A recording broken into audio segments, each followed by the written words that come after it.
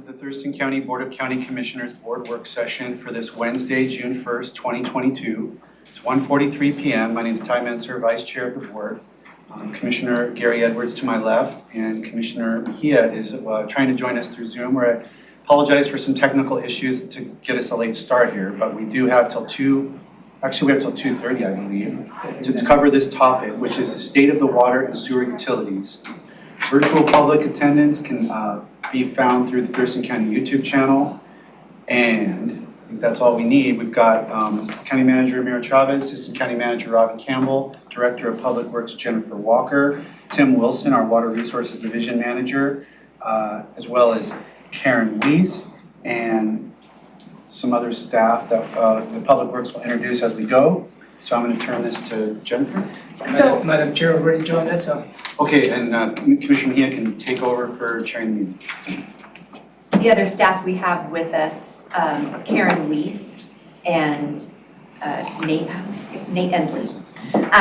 So this is actually an annual briefing that we provide to the commissioners on the state of the utilities, and it's actually we're making really good progress in being more proactive in the management of those programs as we have staffing in place where we hadn't for quite a while, and so and very talented, competent staff. And so with that, I will turn it over to the Water Resources Manager, Tim Wilson. Good afternoon, Commissioners. Tim Wilson, Water Resources Manager, Public Works. I would also mention that we would typically have Kevin Patching, our Operations Manager, here, and Kevin is busy with some utility activities today, so isn't able to join us. As the Director mentioned, the State of the Utility Briefing is a recurring annual briefing that provides Public Works the opportunity to talk about those items that, along with the board's support, the things we're doing to set Thurston County's water and sewer utilities up for long-term operational and financial success. The briefing is for water and sewer utilities only, so think faucets and toilets, and it does not include info on the storm and surface water utility, which will be a briefing for another day. Before we begin, we always find it important to talk about why we have water and sewer utilities in the first place. And with the exception of Grand Mound, all of our water and sewer utilities were acquired as a requirement of the state due to the systems either failing or being poorly managed.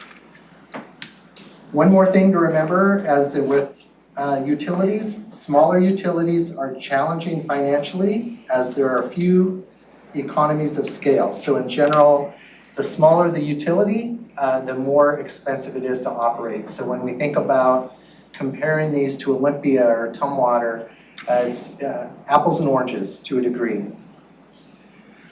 So Nate, if you want to go to slide 2, please. So the items we're going to talk about today, we're going to start with the utility mission and success metrics. We're also going to talk about the utility locations and customer information. We're going to talk about the organizational and operational improvements we've implemented to improve the water and sewer utilities. We're going to talk about the current and future projects that we are undertaking to improve our systems. And then we're going to talk about the challenges to the systems and some opportunities to make the utilities more reliable and resilient. Next slide. So first of all, we take our mission at the water and sewer utilities very serious. We have engaged our operations staff, our basically 5-person team that is charged with operating these on a daily basis, and we've had the conversations with staff about what it is we're doing and what our mission should be. Out of that meeting, the mission was developed to serve the highest quality drinking water, provide exceptional customer service, and exceed the wastewater collection and treatment requirements while protecting the environment and people we serve. So a pretty big task. Slide 4.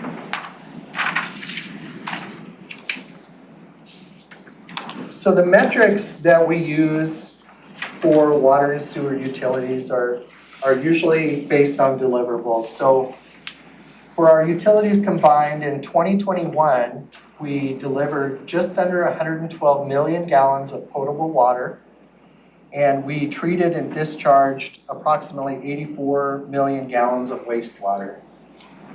We managed 3 water treatment facilities and 4 wastewater treatment plants, 7 facilities total, that this 5-person team, along with support staff, operate 24 hours a day, 7 days a week, 365 days a year. But while the key success metrics for utilities are often measured in numbers like these, it's always more important to talk about the metrics and goals that are related to safety of the public and the environment, consistency within the utilities, resiliency, financial stability, which we'll talk about more. And you will hear more about our efforts toward these goals in a few moments. And while it's important to talk about what success looks like, we also find it important to be aware of what failure looks like when managing water and sewer utilities. So failure for the water and sewer utilities could look like interrupted, non-reliable service. So you turn on your tap or you flush your toilet and you don't have service. It looks like a sick public. So some of the, recent, in the last couple of years, news stories are on failing water systems that have caused illness, sickness within the community that it serves. Also means public safety failures. So, if there's a fire in Grand Mound and our utilities are failing, there won't be adequate fire flow to fight the fire.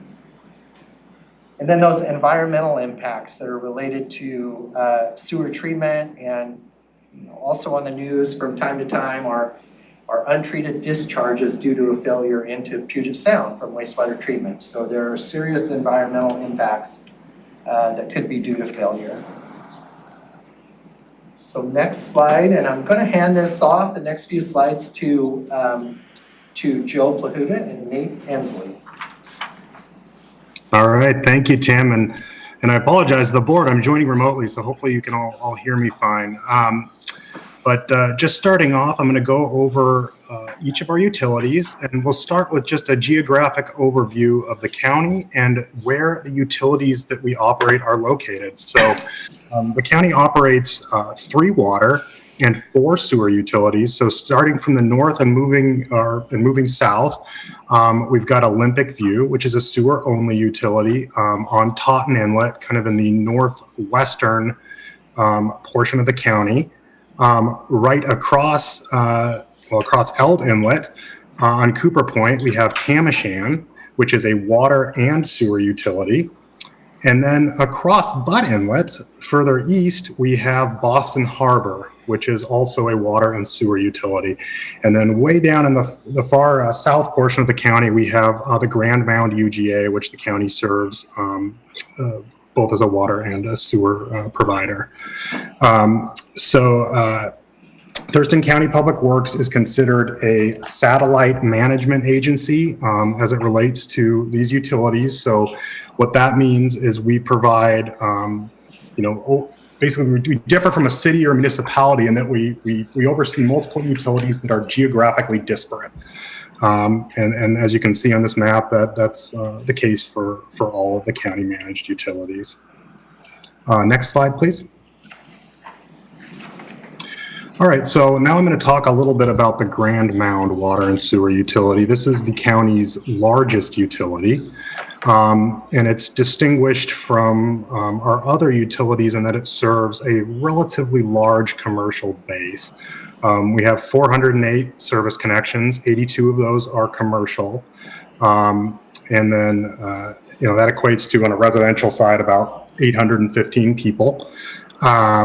But we have some real big users down there. Think of Great Wolf Lodge, Maple Lane School, which is now operated by Department of Corrections. Those are some of the county's large utility customers down there. And As we speak, more development applications are pouring in for that area, so we expect more commercial development in this area as well. And one of the challenges this utility faces is expanding our infrastructure to serve that new demand. So our water system in Grand Mound, kind of walking through from taking the water out of the ground all the way to the end user, we've got 2 wells, and then a disinfection facility that provides chlorination for that water. And then water is piped through about 17 miles of distribution main. And some of that is transmission main, meaning it pumps up to the reservoir. So if you drive down south on I-5, you can see on the east side of the freeway, we've got 2 reservoirs, and those are pictured here on the slide as well. Those provide approximately 1 million gallons combined of water storage for our utility. The driver behind that storage capacity is, again, commercial development. We need that capacity to meet fire flow demands. On the sewer side, we've got 15.2 miles of sewer collection.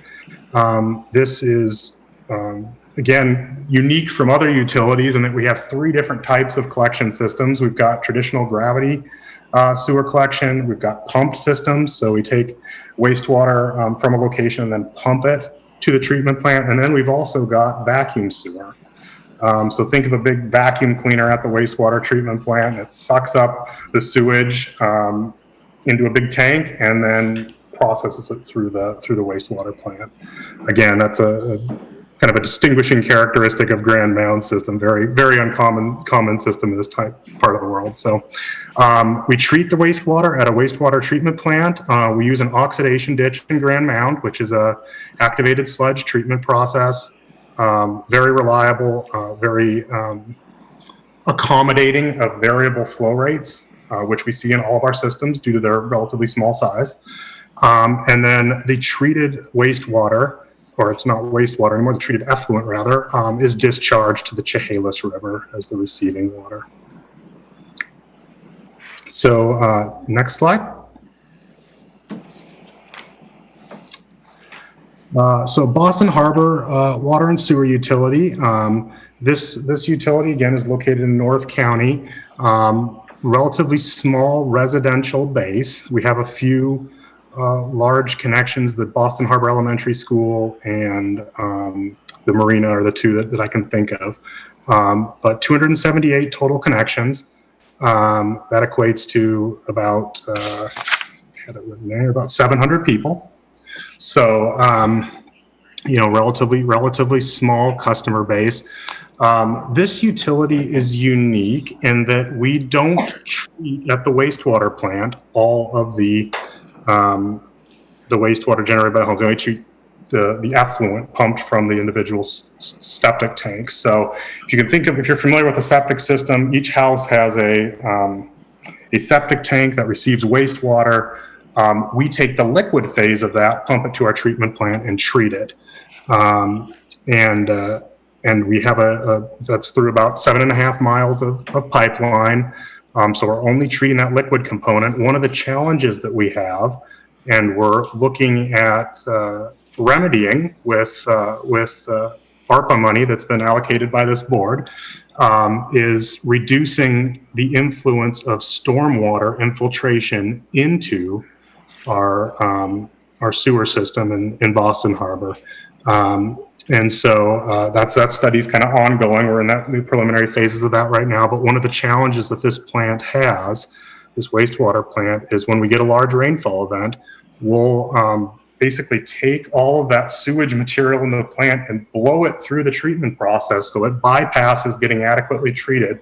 And then that material ends up in Butt Inlet and we have a permit violation. So again, we're working on addressing that at the individual step tanks. Similar to Grand Mound, we treat the wastewater at an activated sludge treatment plant. This plant takes that treated effluent and we discharge to Butt Inlet. So we're discharging to the Puget Sound. On the water side, we've got, again, 2 wells.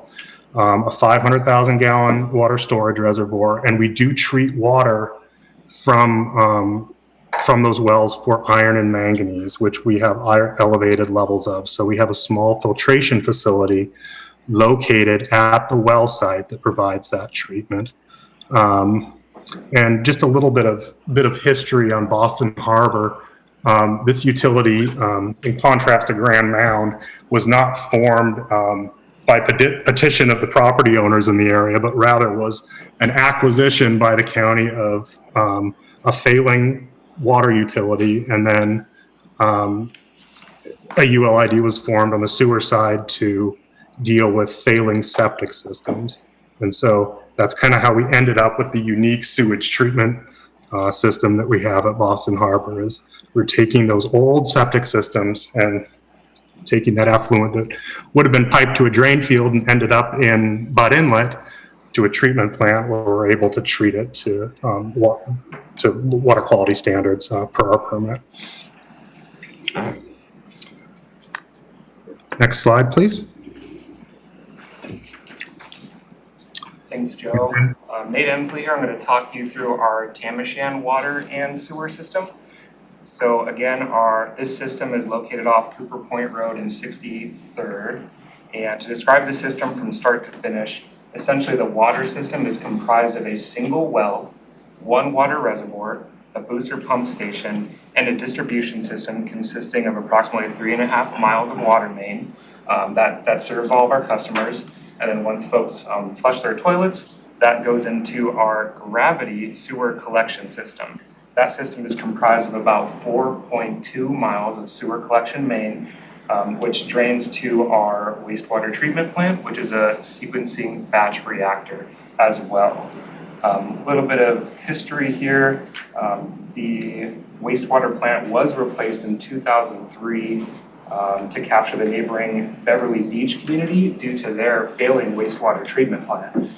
So essentially, we serve 94 water and sewer customers in the Tamoshan neighborhood, but we also serve just over 20 sewer-only customers in the Beverly Beach neighborhood, and they have their own separate water source. To summarize a few of the challenges that we experience in this Tamoshan system, a couple on the water side and a couple on the sewer side. For water, we are experiencing water quality issues with the drinking water, and that is due to poor source water quality. To describe how we're going to address that, our team is currently working on drilling a new well, which would pull water from a completely different source or aquifer underground, and it's our hopes that that addresses these water quality issues. On the wastewater side, similar to what Joe mentioned with Boston Harbor, there are some concerns with stormwater inflow and infiltration getting into the collection system, which poses similar threats to permit violations as Joe mentioned with our Boston Harbor system.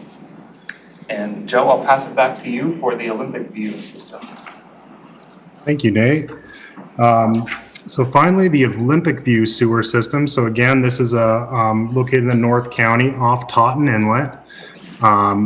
This used to be a lagoon system, and the county acquired it due to state mandate as kind of the lowest level of government that could assume that responsibility. So relatively small system. We serve 28 residential connections. We're not expanding at all in this area. We have about 1.2 miles of sewer main, and similar to Boston Harbor, we're not conveying the entirety of the waste generated by a residence to the treatment facility. Instead, we're just taking that effluent portion, that liquid phase, and pumping it from individual septic tanks at each residence to a large on-site septic system. So we don't have a full mechanical treatment plant here like we do for our other sewer utilities. We essentially have a community drain field. So you can think of a typical septic drain field of, times 30. It's just got a lot more area. And that poses some unique problems. For one, we have a different regulatory structure at Olympic View than we do at any of our mechanical plants. And because we don't discharge to a surface water and we're relatively small, we're not regulated by ecology. Instead, we're regulated by Department of Health. So this system is fairly simple, easy to maintain, but again, like all of our utilities, it's got a relatively small number of connections and a relatively large amount of infrastructure. So and a fair amount of deferred maintenance. So we expect some capital improvements being necessary in the coming years to keep this system within compliance.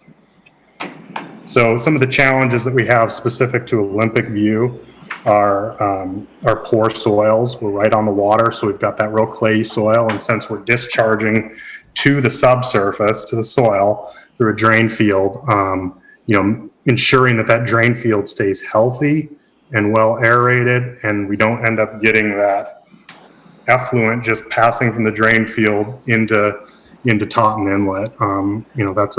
That's a regulatory concern that we're gonna be continuing to bump against. So. Next slide, please. And I think this one's, I'm handing it back to you, Tim. Thank you, Joe. So I'm going to talk for a minute about 3 significant organizational and operational improvements that have occurred within the last 4 years. So first, kind of getting back to that 5-person operations team that is kind of the heart and soul of this utility. In 2018, late 2018, we went through a reclass of the utility operators so that their advancement would become certification based, and they could move up the ladder through professional development and getting those certifications. So we now have level 1, level 2, and level 3 operators, as well as the utility supervisor down there. So in addition to providing that career ladder, it also improved plant coverage, as each of the plants that we operate require a different level of certifications. So we also created a water resources technical services team, which you're seeing some of the staff from that unit today. These are our water and sewer engineers and utility planners. And with the development of that team, this is basically taking us from a reactionary model to a program that proactively plans and builds for the success of these utilities. And then third, we have some significant financial and customer service excellence improvements that Karen Weiss will talk about. Thanks, Tim. Good afternoon, Commissioners. Karen Weiss. So the Financial and Asset Management Division is where all the financial and customer service magic happens for the most part, taking care of the 800 some customers that we have. So on the financial side of things, even though we know that we're talking about small utilities, several small utilities, we do have 10 separate financial funds or utilities funds that we track the M&O costs and the reserve costs. And the annual M&O costs are about $3.5 million a year. And right now we have programmed around about $4 million in the next 2 years on the capital improvement program. So quite a bit of activity and work that goes on in tracking the financials. On the customer service side of things, we really are focused on customer service excellence and consistency and transparency in all of our operations and communications with our customer base. Over the past few years, we've created a utilities team. We have 2 positions that provide that primary or front-end customer service, handling the phone calls and the walk-in customers, but we also have 3 backup positions that provide customer service, and this is to make sure when somebody calls, they can get a hold of somebody during business hours. We really want to make sure that every customer is having their needs met. We also have clear policies and procedures, and we're constantly looking for opportunities to improve those. And we are focused on implementing those consistently, so all of the customers feel as though they've been treated fairly. They don't always like the answers necessarily, but they all are being treated fairly. One of the customer benefits that I think that we've implemented just recently with the code updates that the board approved last year is we've added a 5-day grace period before assessing penalties and interest on past due billings. So that kind of gives a little bit of wiggle room for the person that maybe forgot to put the check in the mail until a later date. So that's something we've done recently. And then in recognition of our potential language barriers, many of our materials have been translated into both Spanish and English, and we are providing those for those that need them. And then we've added a quarterly newsletter to our communication arsenal. And again, that's bilingual, goes out with our billings quarterly. And we use that as a tool to communicate valuable updates and information, and also just some good how to take care of the system information. So I'm pretty excited about having implemented that over the last year. And then I'll also just finish by saying I want to give a real shout out to my utilities team.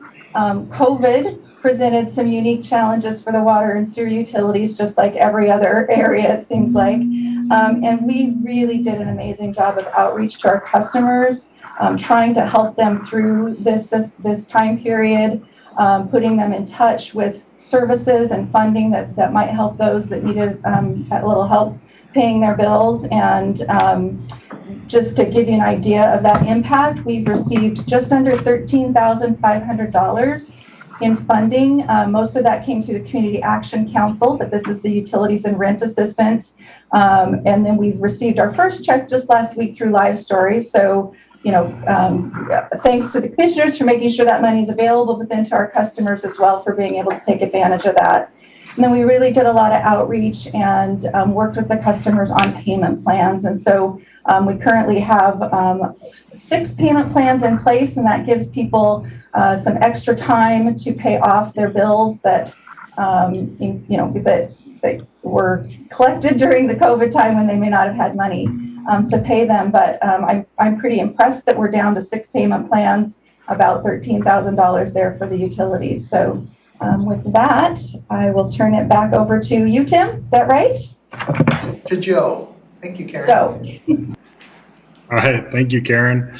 So now I'd like to talk a little bit about our capital program for the water and sewer utilities. So this slide, we have detailed a few of the projects that are either ongoing or have been recently completed as part of our capital improvement plan. So the first item would be asset management. So this is part of kind of a greater initiative countywide and to inventory what we have in terms of assets so that we can better maintain them. And track them and issue work orders for providing service to those assets. So, we're using a piece of software called ViewWorks for the water and sewer utilities. And what we're doing is inventorying all of our assets, fire hydrants, vac pits, step tanks, distribution main, collection system main, any asset that's part of our water and sewer system. We're trying to track that electronically, so we have that mapped in GIS, and then we can more accurately track how maintenance has been performed, and of course that will inform our capital program as we're able to look at which assets are most depreciated and in need of replacement. We can provide a little bit more efficient capital planning process. The second item, this is a few years old now, is the Mound Reservoir. So as of 2018, we only had one reservoir for the Mound system, about 500,000 gallons of storage capacity. We added a second twin reservoir in 2019, in support of tribal development by the Chehalis tribe in the Grand Mound area to provide the fire flows necessary for that new construction. That will continue to be an important asset for the Grand Mound utility as we see larger developments being proposed in the Grand Mound UGA.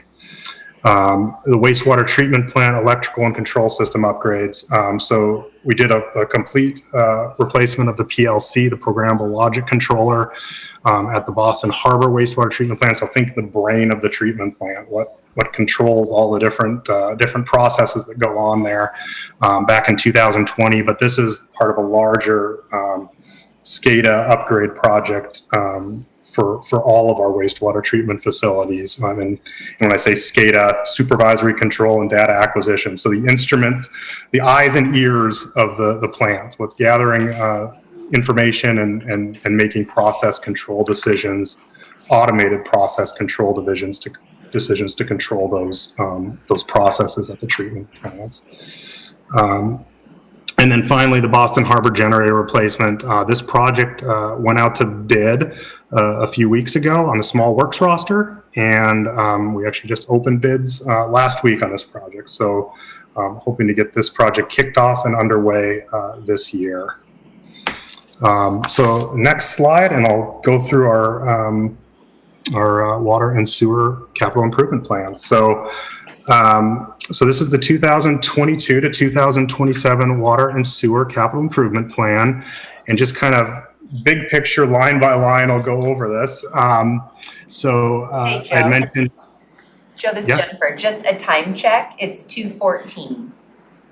Okay, thank you. All right,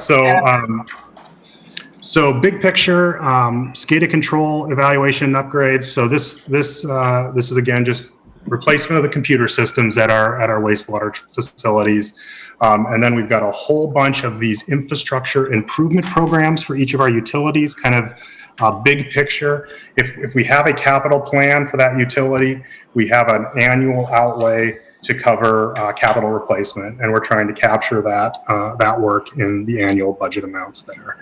And then some of the other projects which we've already gone through, the Tamoshan unit process upgrade, that'll be going on this year and next year with the new well that Nate had talked about. And then our larger projects are down in the Grand Mound service area, and I want to just take a moment to talk about these. Expanding the Grand Mound wastewater treatment plant to accommodate additional flow from that service area. We have that identified as a capital project in the next few years, and then also development of new water sources to meet new water demand in that area as well. That water source capacity is contingent upon production of reclaimed water, and so we also have a reclaimed water project identified for Grand Mound as well.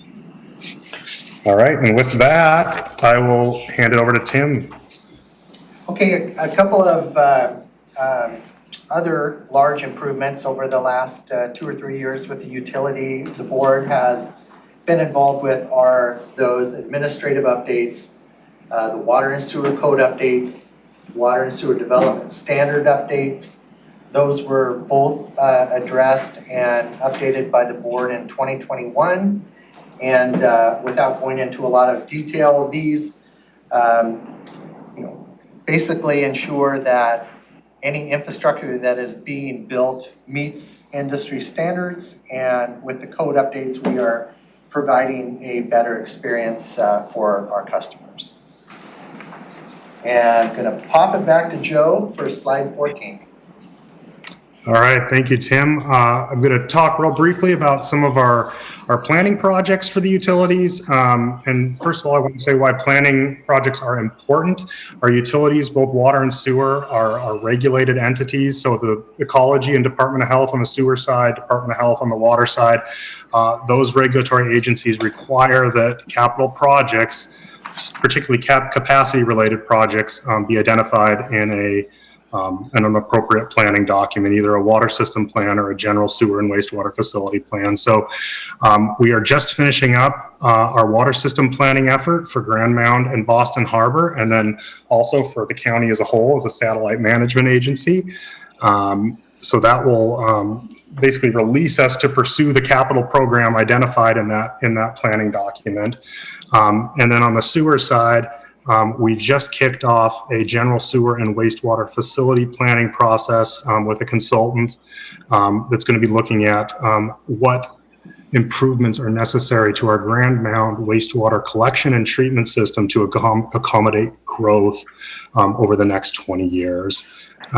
So those are both exciting projects, and again, those kind of identify the capital needs that we're going to need for our utilities in order to accommodate growth and capital replacement moving forward. With that, I'm going to pass it back to Tim to talk about our rate design study. Okay, just real quickly, you'll remember the board authorized a revenue requirement and rate design study to be conducted for the utilities. We are wrapping that up right now. That is being conducted by the FCS group. The idea behind that was to evaluate the cost of operating the utilities both independently and then in a consolidated model, so that you can have information that and several rate designs for both models, and it's meant to inform rate setting for 2024 and beyond, and then provide some food for thought as you consider consolidation. So we'll be coming back to the board to talk about the results of that. June 29th. What is the timeline of that? June 29th briefing. Joe, slide 15. All right, thank you, Tim. So briefly, I'd like to talk about some of the challenges that our water and sewer utilities face. This is broad, but first, regulatory requirements. I mentioned earlier that our utilities are regulated utilities. Our ecology, for example, regulates our individual wastewater treatment plants, specifically the effluent material that is discharged to a receiving water, which in our case is the Chehalis River for the Grand Mound plant, and then Puget Sound for our Boston Harbor and Tamoshan facilities. Both the Tamoshan and Boston Harbor facilities have recently come under the coverage of the Puget Sound Nutrient General Permit, regulating nitrogen discharge into the Puget Sound. So we're in the process of complying with a new set of permit requirements there. Thankfully, there's no threshold values that we have to meet yet, but we expect those in the future. So there will likely be process control and capital upgrades necessary to meet those new regulatory requirements as they develop. Another challenge that we have that Karen touched on earlier is the fact that we're managing 7 different utilities with disparate rate structures, and then 10 individual utility funds between our maintenance and operation and reserve funds for each of our utilities. So there's a significant amount of administrative resources that are deployed in that direction, and we're going to be evaluating utility consolidation to alleviate some of that demand, and more on that at a future briefing. And then, of course, aging infrastructure, asset management. How do we deal with infrastructure that is old, that maybe came into the county's ownership through a failed system? How do we plan for that replacement so that we don't blow our maintenance and operation budgets with continual repairs? So we're trying to address that challenge with our asset management program. And so I think I got the next one here too. Next slide, please. So I mentioned challenges. There's also some opportunities. Now that we've got or in the process of getting approved water system plans and working towards an approved general sewer and wastewater facility plan, that's going to make the county eligible to pursue grant funding through state revolving funds, and be able to pursue our capital program more aggressively without as much of an impact, hopefully, to rates. Of course, there will still be some impact. And then also the money that's been allocated by this board for pre-design efforts relating to aging infrastructure in Tamoshan and Boston Harbor.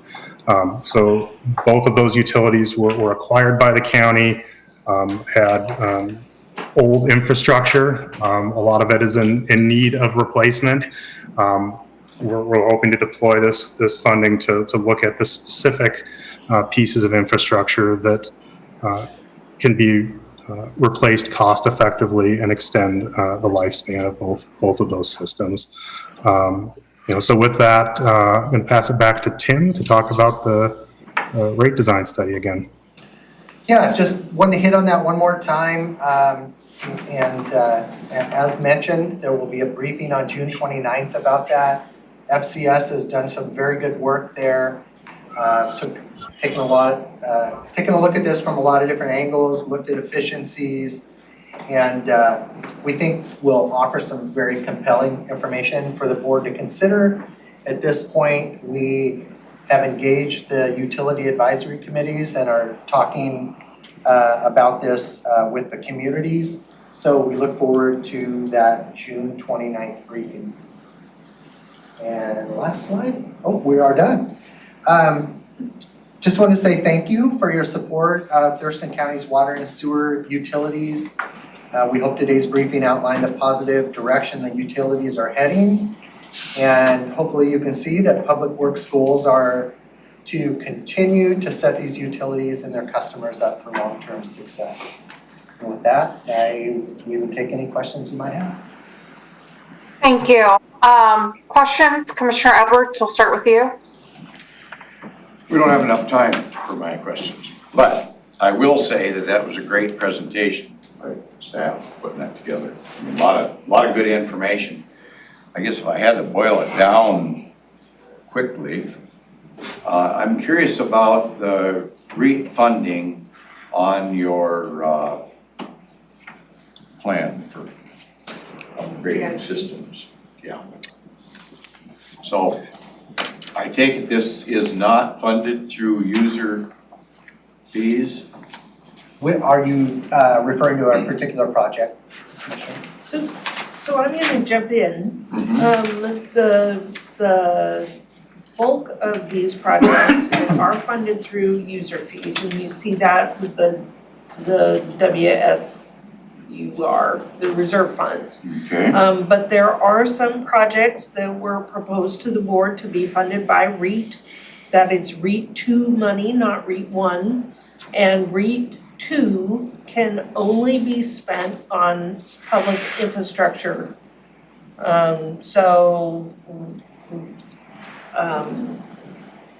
Utilities, sewer and water utilities, are a prime example of one of the ways that REIT can be spent, and it is part of the 10-year finance plan that we have for REIT 2 that the board has reviewed. I guess we came in possession of these systems, sounds like mostly because there was a failure on all of them, I guess, that we have other than Grand Mound, right? That's right. Did the state, at the time they designated counties as to take this over, did they also designate revenue sources that were adequate to make that all happen? Absolutely not. No, No, it's up to counties to figure out how to even though the state rectify designated. and operate them, and REIT is one of the things that the state has made available to us. But like municipalities have REIT, not REIT, have utilities tax that they can collect to deal with Municipalities things. have REIT and they have utility taxes. Do we have for these particular sites a utility tax besides does the state give authority for a utility tax similar to a municipality to deal with these sites that are very much like a municipal? No, and counties have asked for that and been denied by the Yeah, legislature. the county has lobbied for that for years, counties. And that is one of the many revenue options the counties do not have versus a city. Okay, yeah, I just wondered No, that's on point. how we're trying to make it all work. Then how do we compare with other jurisdictions that are faced with the same problem? like around the state? I mean, all counties must have this same problem to a degree. Well, I think all small utilities face the same trouble with trying to adequately fund their utility from a small base. So those are definitely not unique to Thurston County, but they are very different than Olympia or Tumwater or some of the big utilities. Tim, you did say that, well, I'm not sure you said that or I read it, on the ULIDs are currently paid in full, but are they paying enough to make it all work? Or that's why we have to go to REIT and maybe some of these other funds that we're talking about? Well, it's understood that the utilities aren't adequately funded to pay for their capital. Are not. Okay, Adequately funded to pay for their long-term capital needs and operational needs. So that is the idea behind this revenue requirement that FCS is doing. They are trying to help us understand what those requirements are for each utility, as well as the consolidated utility, and to assist us with being able to recommend appropriate rates so that we can fund long-term capital projects and don't have to keep coming back to the board for refunding. you had mentioned failures.